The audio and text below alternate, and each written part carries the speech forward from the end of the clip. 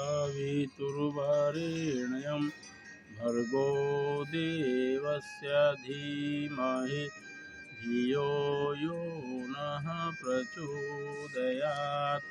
वासुदेवसुतं देवं कंसचाणूरमर्दनं देवकी परमानन्दं कृष्णं वन्दे जगद्गुरुं।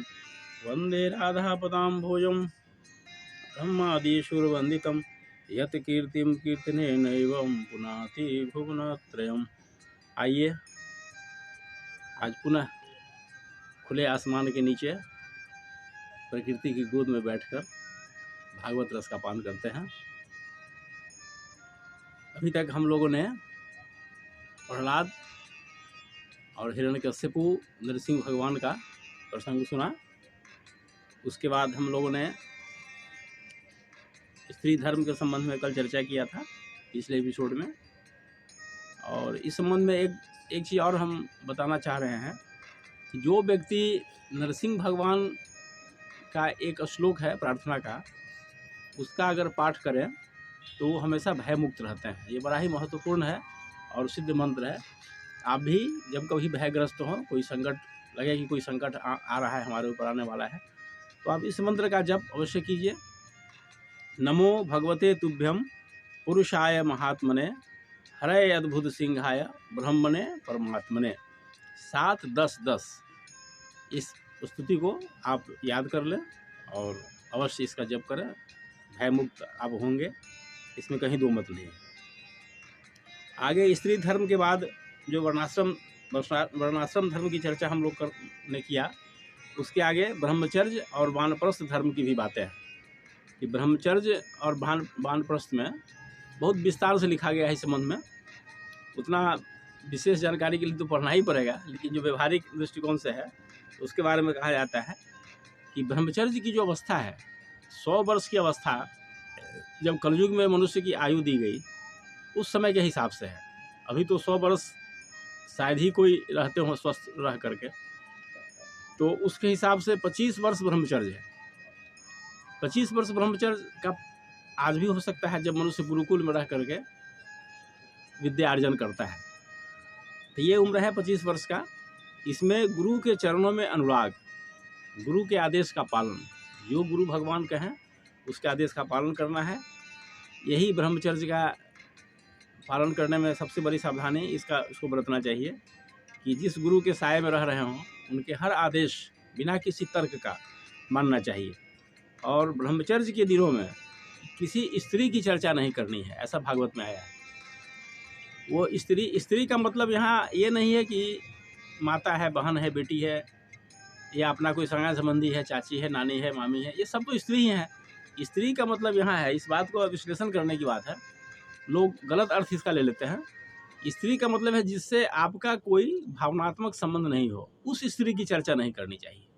जैसे कोई रोड पर जा रहा हो या सिनेमा में देखते हैं किसी महिला कलाकार को, तो उसके संबंध में विस्तृत चर्चा आपस में बैठकर नहीं करनी चाहिए। नहीं तो स्त्रियां तो माँ के रूप में है, बहन के रूप में है, बेटी के रूप में है, सब रूप में है। तो स्त्री की चर्चा न करें, इसका यही अर्थ हुआ कि जिस स्त्री से आपका कोई भावनात्मक संबंध नहीं है उसकी चर्चा नहीं करनी चाहिए, क्योंकि इंद्रियां जो हैं बड़ी बलवान कही जाती है।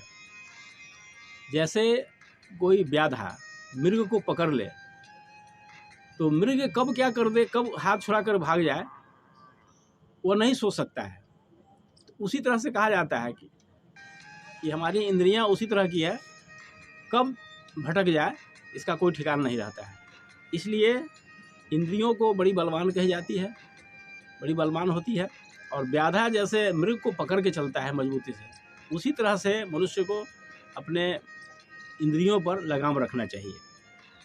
किसी भी महिला का, किसी भी स्त्री का स्पर्श भी नहीं करना चाहिए। ऐसा आज के ज़माने में अगर किसी को कहा जाए तो लोग समझते हैं कि ये सब अंधविश्वास है और पुराने ज़माने की बातें हैं। पालन करने वाले आज भी पालन कर रहे हैं और इसमें पालन करने वाले का ही लाभ है, इसमें दूसरे का लाभ नहीं है। आज देख रहे हैं कि नर नारी से संबंधित जितने भी अपराध होते हैं, इसका क्या कारण है, इस पर ज़्यादा हम चर्चा अभी नहीं करना चाहते हैं यहाँ पर। लेकिन जो आदेश है ऋषियों का, शास्त्रों का, उसको मानना होगा कि नन्वग्निम प्रमदा नाम घृत कुंभ समह पुमान 7-12-9 कहा गया है कि प्रमदा स्त्री जो है वह अग्नि के समान है और पुरुष जो है वो घृत कुंभ के समान है, घी के समान है, घी से भरा हुआ घड़ा, इसकी तुलना की गई है। तो घी को जब अग्नि का स्पर्श होगा तो वह भड़केगा, तो इसीलिए कहा जाता है कि नन अग्निम प्रमदा नाम घृत कुंभ समः पुमान। इंद्रियों के संबंध में कहा जाता है कि आप इतना सावधान रहिए। इसकी तुलना की गई है कि स्त्री अग्नि के समान है और घृत कुंभ के समान पुरुष है। इसकी तुलना इसी रूप में की गई है। इसलिए किसी भी तरह की चर्चा स्पर्श नहीं होनी चाहिए। एकांत में भी किसी स्त्री से कोई बातचीत नहीं होनी चाहिए।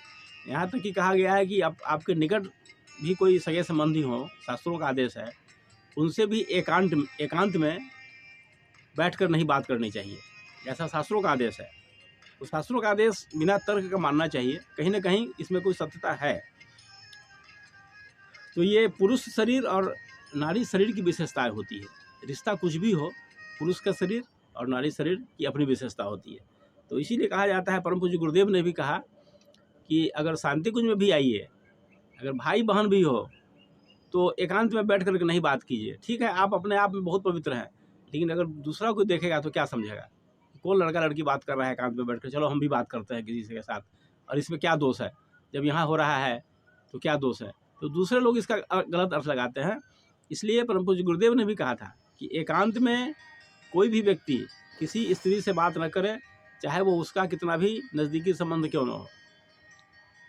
ये सब शास्त्रों की बातें हैं, गुरु का आदेश है। तो हमेशा प्रयास करना चाहिए कि इन बातों का महत्व समझे और जाने।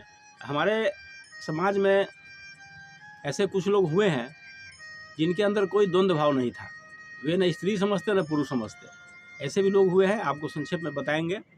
आज इतना ही रहने दीजिए, और एक बार फिर आग्रह करेंगे कि एपिसोड नंबर 91 और 92 हर छात्रों को सुनाने का प्रयास करें।